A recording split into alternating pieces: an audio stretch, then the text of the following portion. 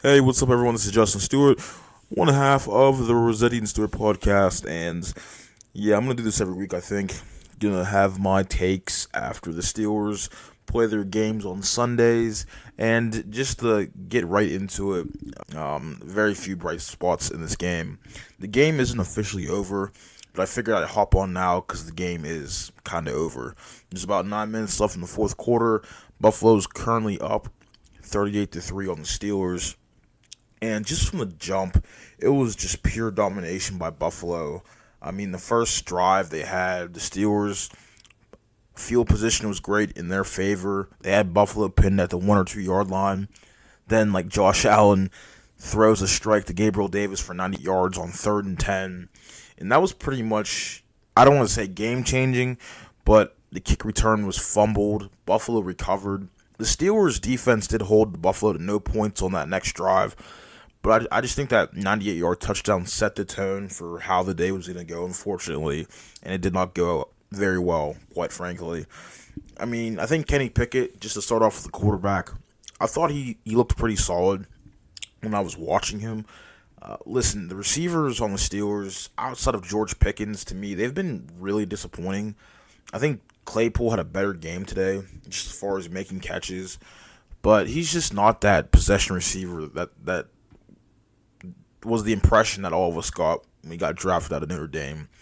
And Deontay drops. I almost said it.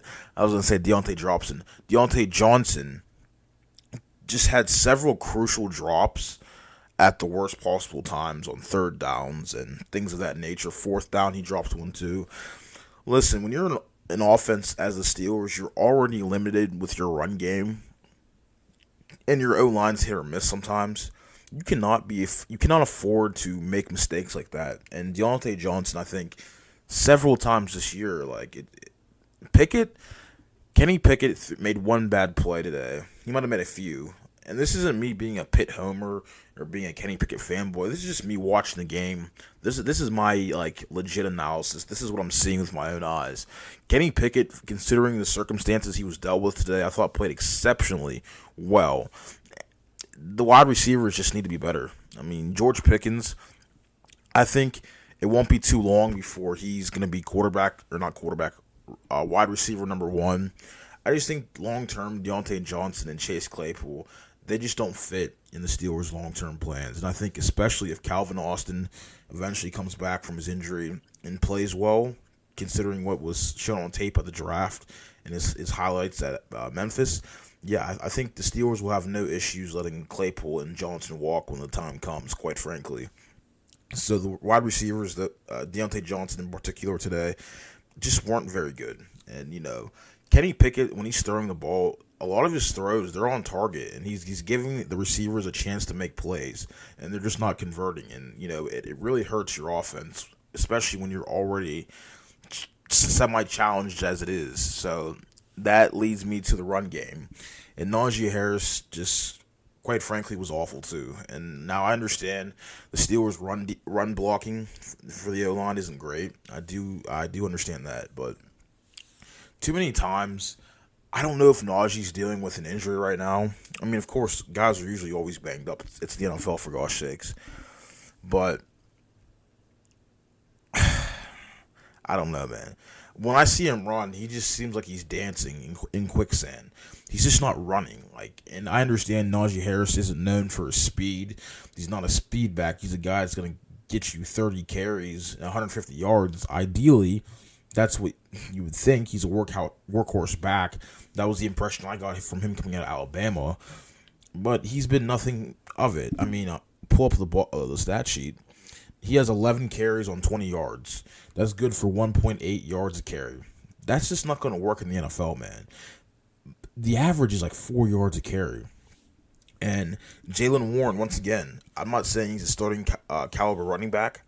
He's a very good backup, but he has 4 carries for 12 yards, 3 yards per carry. Now, that's still not very good, but you see it when Jalen Warren runs. He runs with power. He runs with purpose, it seems like. Not to say that Najee doesn't, but it just looks rough. It looks rough when Najee runs.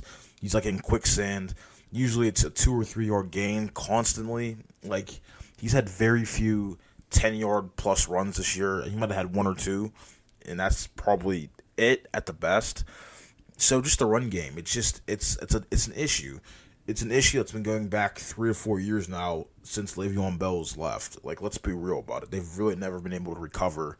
And if you can't run, you can't run the ball, and like passing, your receivers can't make plays. Like, you're in a whole lot of trouble. And like today was very evident of that, as they're still trailing 38-3. The defense at this point, it is what it is. It's not very good. The secondary is awful. The defensive line can't generate pressure. I mean, is Alex Highsmith even playing today? I know Cam Hayward made a couple tackles, but geez, is DeMarvin Leal playing? Is Larry Ogunjobi playing? Like these guys, I don't think Josh Allen's been sacked once today, and that's a theme. Your defense should not look drastically worse if your best player isn't out there. Like, I understand there's going to be a considerable drop-off. I'm well aware of that. T.J. Watt is arguably a top 10 player in the league. But your defense should not look historically bad. Like, the run defense, it's not even the run defense today. Like, the Buffalo isn't really primarily a running team. They're a pass first, and if they do run, it's usually Josh Allen with his legs. But they just got killed in the air. I mean, Gabriel Davis, talk about the game he had. 3 for 171. Three receptions for 171 yards. 57 yards a play. I'm sorry. When you give up plays like that, you're not going to win any games. Josh Allen, he did most of his damage in the first half. He had like 350-something passing yards, I believe. Right now, I think he's probably out of the game, I imagine. But Josh Allen finished the game with 20 out of 31, 424 yards, and 4 touchdowns. That just can't happen. That cannot happen. And I understand Josh Allen is a great player. He's fantastic. He's an elite quarterback. Don't get me wrong, but the Steelers' defense is severely compromised. Like, their depth is severely compromised. Like, it just shows. And we're only in week 5 or 6. No, next week will be week 6. But we're in week 5, and their defensive depth is being tried, and that's putting it nicely. T.J. Watt, at this point, I would just sit out the year, let your pec completely heal. This season is not worth it. They're not going anywhere this year. Let's be real about it. The Steelers are not going anywhere this year. Quite frankly, it's more likely they'll have the number 1 overall pick at this rate than them actually making the playoffs. And it's just so disheartening because you look around the NFL, the Jaguars, the Jets, the Giants. Look at the Giants. They're 4-1 now. You see all those teams. They've had like bright spots in their seasons so far. And with the exception of the defensive performance in the first, let's say, 2.5 quarters against Cincinnati, it's been nothing. There's been nothing positive to really write home about. I mean, we all know what George Pickens is capable of as far as making those fantastic catches. We saw it in Georgia. We saw it in the game against Cleveland. Kenny Pickett as well made some really nice plays against the Jets. We can argue about his interceptions, whether they were his fault or not. I say one of them was his fault, definitely, but hey, whatever. It is what it is, bro. It's the NFL. You're going to make mistakes. If you trust your quarterback, you got to live with the good and you have to live with the bad, honestly. And I think another part of today's game was that first drive by the offense was really good, I think. I know it only resulted in 3 points, but I was very encouraged that this offense looked competent. That was probably one of their better drives of the entire season, and that's saying something. And then, like, after that, once they fell behind the 8 ball, they were down 2 touchdowns. They were just giving the ball to Najee Harris, two straight plays right down the middle, going absolutely nowhere. Just made no sense whatsoever, quite frankly, with me. And listen, third down, Pickett throwing well short of the sticks. If we're going to do that, we might as well just bring Big Ben back. It was ridiculous, beyond ridiculous. You're trailing 2 scores to Buffalo. You got to throw the ball. You got to take shots down deep field. Give it to your guy, George Pickens. Maybe Deontay Johnson. Ideally, you'd like to give it to Deontay Johnson, but clearly today was an absolute disaster. I don't care if he has 5 receptions for 60 yards. I do not think he played well at all today. That is just my opinion. And I do not hate Deontay Johnson. I think Deontay Johnson is a very good receiver. He's Pro Bowl caliber. He made the Pro Bowl last year. So the drops weren't really an issue last year. The drops were an issue his rookie year, in 2020 as well. And they've just seemed to come back and bite him in the rear end. And it's just unfortunate. When you're making that kind of money that he is now, you expect him to play like a wide receiver, number one. Honestly, he's not even that. I think he's wide receiver 2, ideally. And I think I said earlier in this recording, I think George Pickens will eventually surpass him to be the number one receiver on the Steelers, quite frankly. So the game is almost over, pretty much. Kenny Pickett, 29-45 for 284 passing yards. He did have a pick. That was probably one of his few bad plays towards the end of the first half.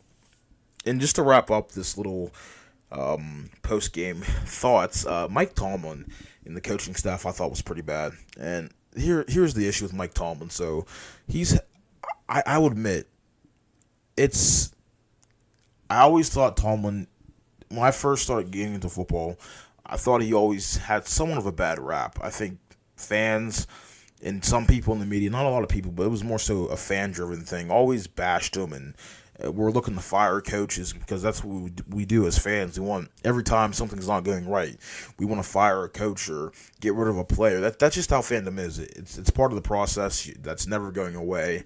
Whether you and I don't like it or like it, it is what it is. But Mike Tomlin, I thought, had a pretty awful game today. Not going for it, 4th down in Buffalo territory. You're down multiple scores. The game's probably out of reach anyway, and the fact that you're not trusting your quarterback to make plays and you're relying on Chris Boswell, who, by the way, wasn't very good either. He missed 2 field goals that were they were kickable, they were doable, they were makeable. That's the right word I want to use, makeable. Chris Boswell had 2 makeable field goals, and I think that's karma. They deserve that. You're going to take the ball out of your quarterback's hands, who you believe can be your franchise quarterback moving forward for the next 10 years, and you're going to give the ball to Chris Boswell. Come on, guys. Like, for real. And Matt Canada, wow, I just preached about a minute or so ago about coaches being run out of town.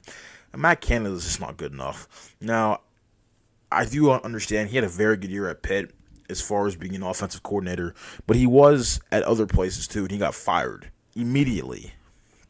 And that's like a whole other issue. The Steelers and like these coordinators, they always seem to pick the worst ones for some reason. I'm just pretty much undoing everything I said about coaches being fired, but for some reason the Steelers always pick the worst possible ones to replace the ones before. Like, there's just no... It's just weird. Like, all these coordinators, there's no creativity on offense. None. Like, Todd Haley, I miss you. Because at least with Todd Haley, they were doing some stuff, man. Like, and like the fact that Tomlin, when you think about it, Tomlin is probably a top 5, top 10 coach at worst in the NFL. I believe that. Call me crazy, I don't care. Mike Tomlin is not exempt from criticism. I understand fans get hung on him. I think a lot of it's unfair. But there are times, and I think today is one of those instances, where criticism is totally warranted. And if you criticize him, me criticizing him, I'm not saying I hate Mike Tomlin. I'm not saying he should even be fired. I'm not even a racist. I'm black, for gosh sakes. Like, come on. Like, guys, there are times where I think it's fair to criticize Mike Tomlin. There are times where I also don't think it's fair to criticize Mike Tomlin. I think today is one of those days that is absolutely fair to criticize Mike Tomlin for some of the decisions he's made today. And I think even now, before I turned off the game, one of the last plays I thought Tomlin should challenge was the George Pickens catch. He was up in the air. He got his hands down. Both his feet were down, inbound still, and he didn't even challenge it. He just ran another play, and they ended up turning the ball over on downs. Rather than have it be 1st down, it turned into a 4th down, and they couldn't convert it. Like, it's just, the Steelers cannot afford to be making mistakes. They really can't. They're already behind the 8 ball as far as teams in the NFL with elite weapons on offense. Like, they are way behind in the 8 ball. And defensively, that defense needs to be rebuilt. Let's be honest, it's really top heavy. outside of T.J. Watt, who had barely played this year with the exception of the first game, Cam Hayward, and Minkah Fitzpatrick, it's a bunch of guys that are average at best. Probably, ideally, you'd want them to be backups. Like, come on. Their depth is showing. There's a lack thereof, and they're going to need to address the defensive side of the ball coming into next year's draft. If you would have told me that before the start of the season that the Steelers' defense would be more of a liability at this point than the offensive line, I would have called you crazy. But considering who the Steelers have to play the next couple weeks, they got the Bucs next week. They have the Dolphins. Now, whether or not Tua will play, that'll remain a mystery. But they might be able to win that game. But then they have to play the Eagles on the road before their bye week. That's looking like 2 out of 3 losses bare minimum. Tampa's defense is legit. So I don't expect the Steelers to dominate offensively against Tampa. And we all know Tom Brady has a long, long history of carving up the Steelers' defense. And, the Eagles' rushing attack is one of the best, if not the best in the NFL. And the Steelers' run defense is also bad. So, good luck stopping Jalen Hurts. Good luck stopping Miles Sanders. Good luck containing Dallas Goedert, A.J. Brown, and Devontae Smith. Have fun with that. The Steelers are not going anywhere this year. I hate for this to be overly negative, but I'm just being real with you. Hopefully, Kenny Pickett continues to progress as a quarterback, and he shows he was worthy of being that first-round pick, that guy that everyone thought coming into the season would eventually become a franchise quarterback. Hopefully, that continues to happen, to develop as we go along here in this season. But make no mistake, the Steelers are nowhere even close to a playoff team. And, it's going to take some time to get things back to what they were as far as being competitive in the very competitive AFC right now. There's just so many teams with so many great young quarterbacks. If Pickett can be that guy, the Steelers, most of their problems will be solved. It'll just be now drafting and building around said franchise quarterback. Who knows? Maybe next week they'll surprise us and beat Tampa Bay, but I highly doubt it. Look forward to doing more of these next week. Talk to you guys later.